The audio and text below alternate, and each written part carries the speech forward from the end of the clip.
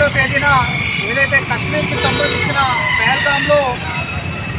ఉగ్రవాదులు అత్యంత అమానవీయమైనటువంటి విధానంతో ఏ రకంగానైతే పర్యాటకులుగా వెళ్ళినటువంటి వారిని అక్కడ చంపడం జరిగిందో మరి దానికి ప్రతిచర్యగా భారత ప్రభుత్వం మన భారత ప్రియతమ ప్రధాని శ్రీ నరేంద్ర మోదీ గారి నాయకత్వంలో ఈ ప్రపంచానికి కూడా భారతదేశం యొక్క శక్తి సామర్థ్యాలను ఒకసారి చవి చూపించాలి అనేటువంటి విధంగా పర్యాటకులపై జరిగినటువంటి దాడికి ప్రతిచర్యగా ఆపరేషన్ సింధూర్ని భారత సైనిక దళం చాలా సక్సెస్ఫుల్గా పూర్తి చేయడం, మరి అదేవిధంగా పాకిస్తాన్ మళ్ళీ మన యొక్క లైన్ ఆఫ్ కంట్రోల్ గుండా తప్పింపు చర్యలకు పాల్పడుతూ ఈరోజు కూడా వాళ్ళ యొక్క సైన్యంతో స్వల్పంగా అక్కడక్కడ దాడులు చేయడం అనేటువంటిది తీవ్రంగా ఖండిస్తూ ఈ ఆపరేషన్ సింధూర్ నిన్నటితో అయిపోలేదు, ఈ రోజుతో అయిపోలేదు, ఇక ముందు కూడా కొనసాగబోతోంది. పాకిస్తాన్ కనుక బుద్ధి తెచ్చుకోకపోతే పాకిస్తాన్కి సహకరించేటువంటి దేశాలతో సహా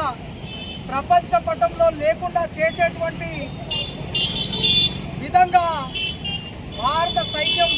రూపకల్పన చేస్తుంది అనడానికి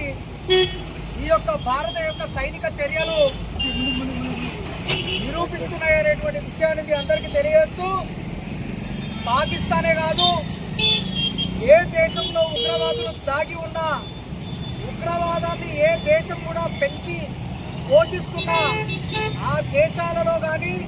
ఆ యొక్క ఉగ్రవాదుల స్థావరాలపై కానీ భారత సైనిక దళాలు త్రివిధ దళాలు కూడా సమాయత్తమై సంపూర్ణమైనటువంటి బుద్ధి చెప్పేటువంటి రోజులు ఆసన్నమైనవి. భారత్ విశ్వగురువు స్థానానికి చేరుకునేటువంటి క్రమంలో ఇది ఆరంభం మాత్రమే. భారత్ సాధించబోయేటువంటి విజయాల్లో భారత్ ఏ రకంగానైతే ఈ ప్రపంచ దేశాలకు ఏ దేశానికైనా రేపు ముప్పొస్తే ఇదే విధంగా స్పందించాలి అనేటువంటి ఒక ఉదాహరణను భారతదేశం ఈరోజు సూచించింది. దానికి మన ప్రియతమ భారత ప్రధాని నరేంద్ర మోదీ గారు నాంది పలికారనేటువంటి విషయం తెలియజేస్తూ, ఈ పాకిస్తానే కాదు ఏ దేశాల్లోనైనా సరే, స్వదేశంలోనైనా విదేశంలోనైనా ఈ యొక్క దేశాన్ని విచ్ఛిన్నం చేసేటువంటి శక్తులు ఉంటే ఎక్కడికక్కడ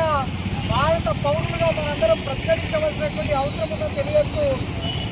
భారత్ మాతా కీ జై.